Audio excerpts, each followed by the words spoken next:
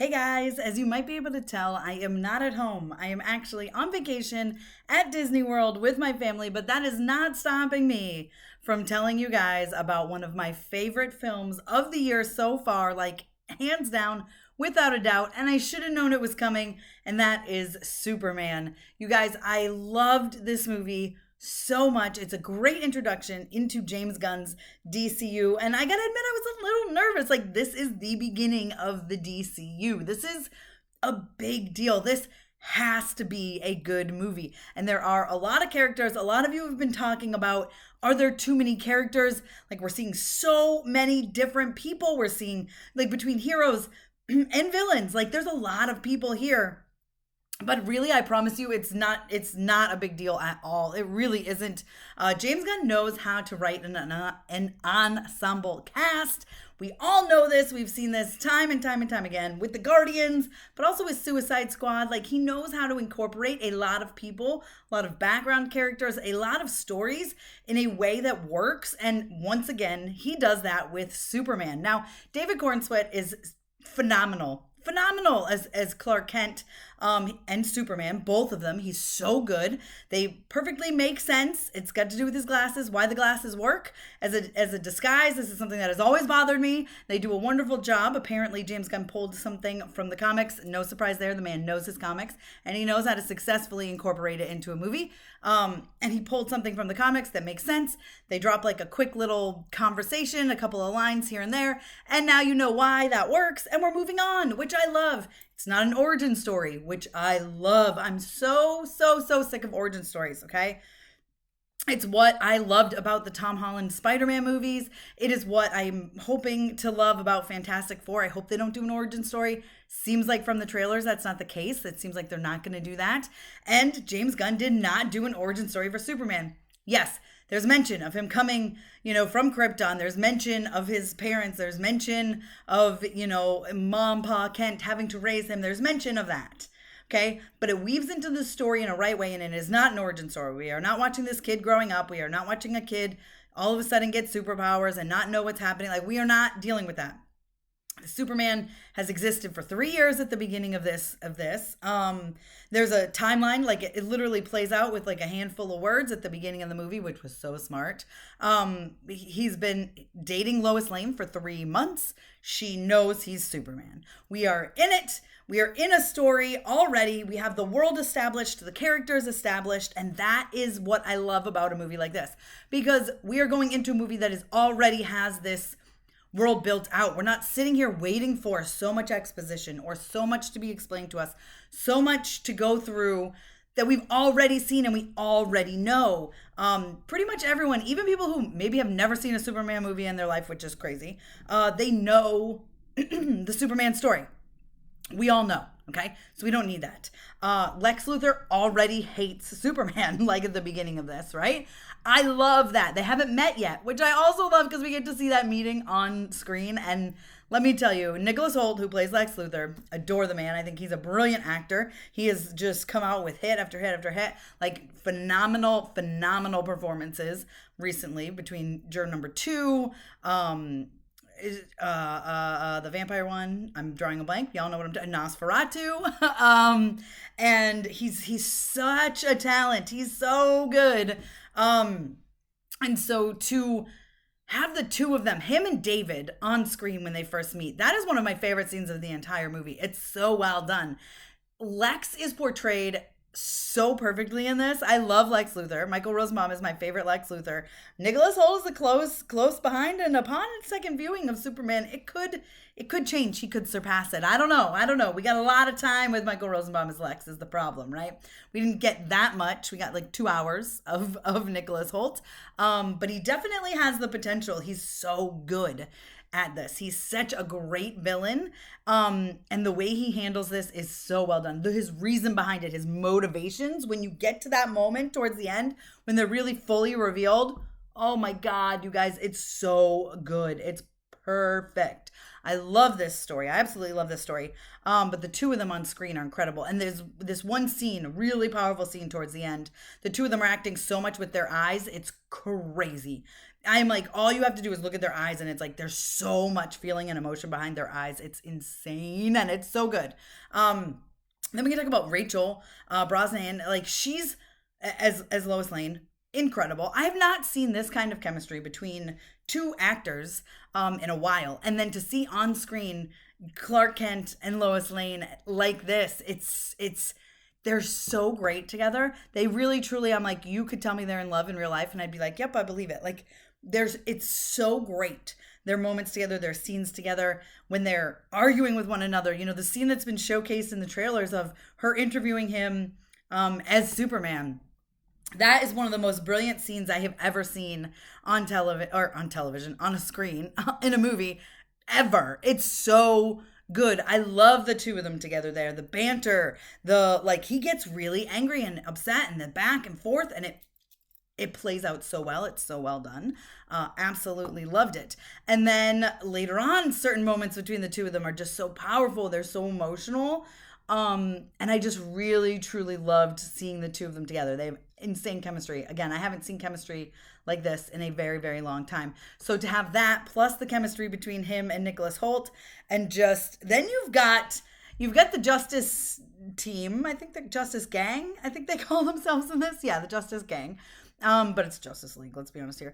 But it is, a Green Lantern, it is Hot Girl, and Mr. Terrific. And they are great supporting characters. They are in it just enough to be supporting characters. Mr. Terrific has a little bit more time to shine than the others do, but it's done in a way that makes sense.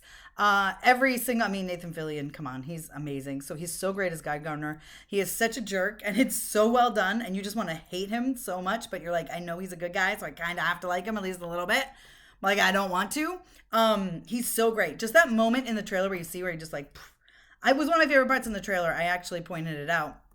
Or just like whatever, and like he's so good at controlling his powers, and he's so nonchalant and like so full of himself. That is exactly who he is in the movie. It is so well done. I loved the supporting characters there, and again, that just showcases and Hawk Girl, the little bit you get with her. I mean, Isabella Mercedes, she's phenomenal. I adore her. I love her.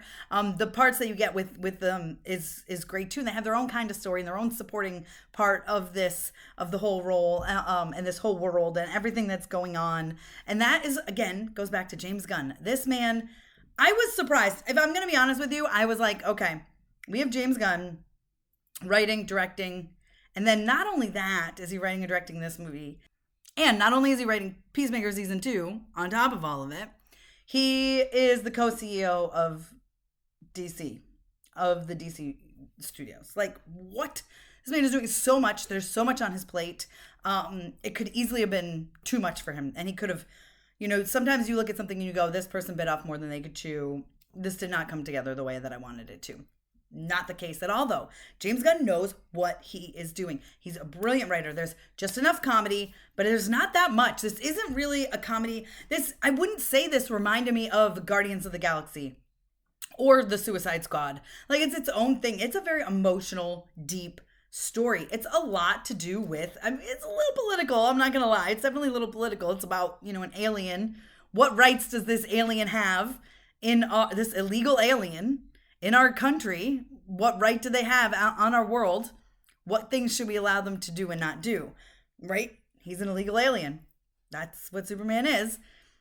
How do we handle that, right? And that's kind of where Lex comes in, and he's trying to turn the public against him.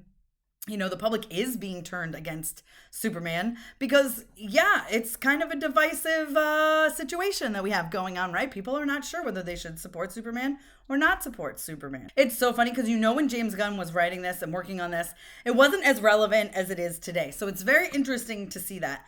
But again, at the same time, like, I feel like this is a movie for everyone. I feel like it is not polarizing. It doesn't really take sides. It just kind of lays down facts, puts a situation out there, and lets you guys decide how to handle it. There's so much stuff well done. Of course, Anthony Carrigan is in this as well. I don't want to give too much away about his character because there's some fun little surprises about his character. Most of you probably know Metamorpho, who that is. If you don't, I'll just kind of leave it at that. Like, he is a perfect addition to this. His little role in everything that's going on makes absolute sense. And I really, really enjoyed it. But overall, like Lex Luthor, phenomenal. The entire main cast is incredible. The entire supporting cast is incredible. The visuals look great. There was never a moment where I was like, ooh, that CG was terrible. Crypto is so cute. Not the best boy. He's not really even a good boy, but he's entertaining to watch and he's fun. And he has a key role in this as well. He's not just thrown in here to be a cute, adorable dog. He actually has a very important part in the story, which I love. Really appreciate when they can include someone. Like, they're not just throwing it in, like, I'm going to call you out, Jurassic World Rebirth. And I said this in my review. They put Dolores in there just to be a cute little moneymaker for toys. Literally, she had nothing to do with the story. You could have removed her and nothing would change. Crypto you needed for the story, and that is what I will say. And one of my favorite parts is towards the end. There's a little hint at what is to come in the DCU, and I'm not talking about a mid-credit scene or an end-credit scene, which I will talk about in a second, but there is a little introduction into a new character in the DCU that I personally, and you might be able to figure this out if you've been around my channel for a while, but there's a character that I don't really like for whatever reason, and that is probably changing because the little bit that I saw of, there's a little tease of this character, has me actually really looking forward to the next time I'm going to see this character, and that is what I will say. I thought it was great. I thought it was smart. I thought it was hilarious. I was laughing. There's some comedy in this movie, but again, it is not a lot. It is really emotion.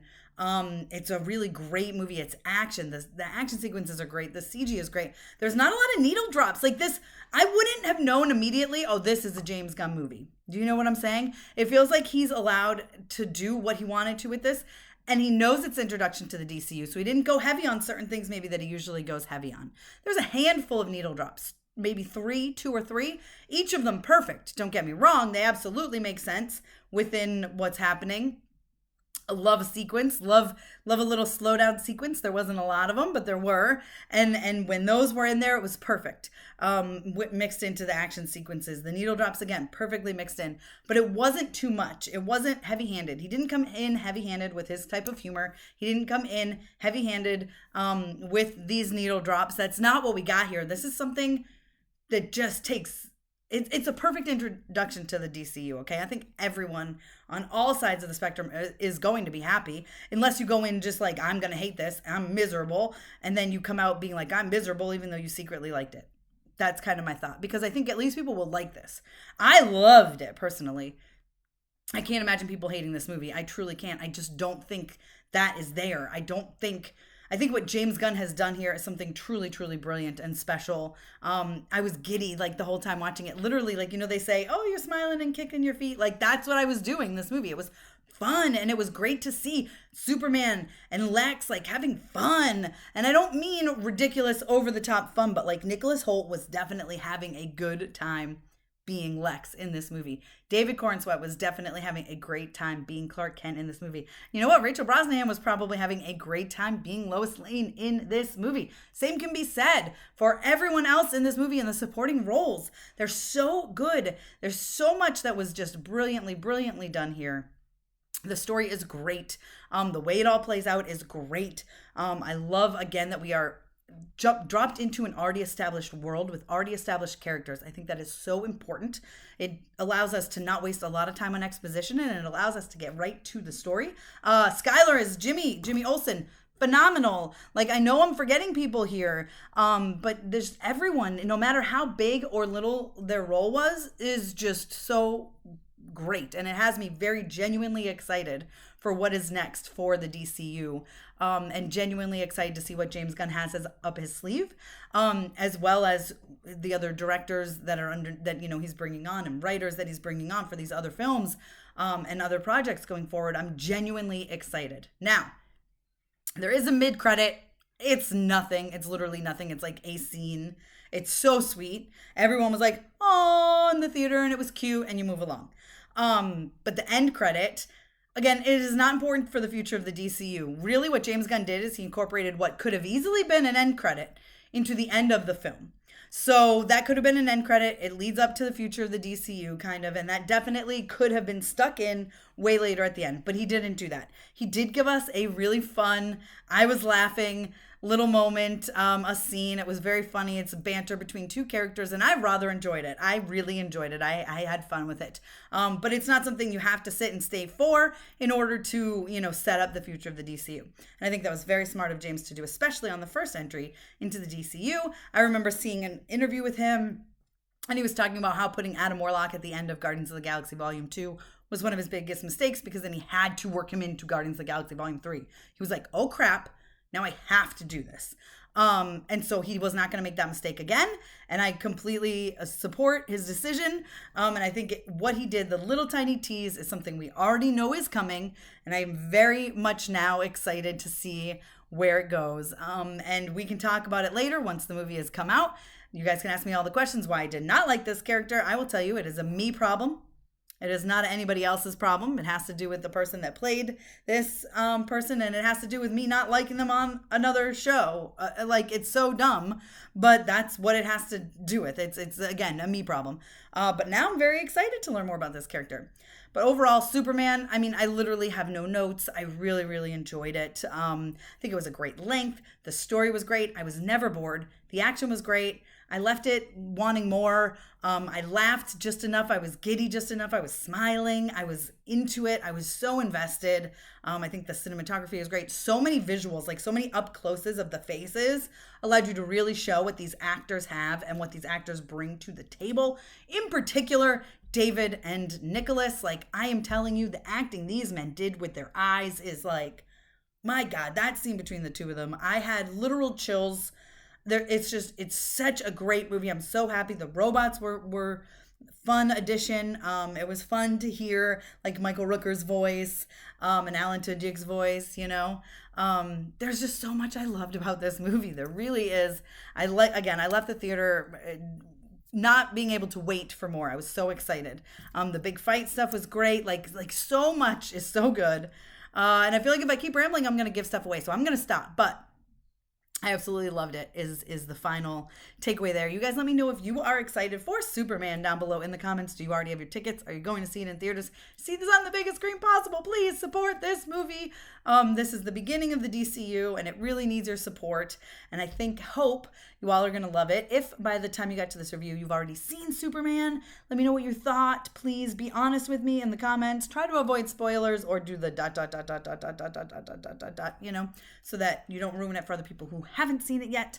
But yeah, I really, really, really like this movie. I'm very, very excited to go see it again. Be sure to give me a thumbs up. Don't forget to subscribe. Hit that notification bell so you don't miss out on more videos like this one. Follow me over on Instagram, Twitter, TikTok, and you guys can check me out at mamasgeeky.com. Thanks. I'll see you next time.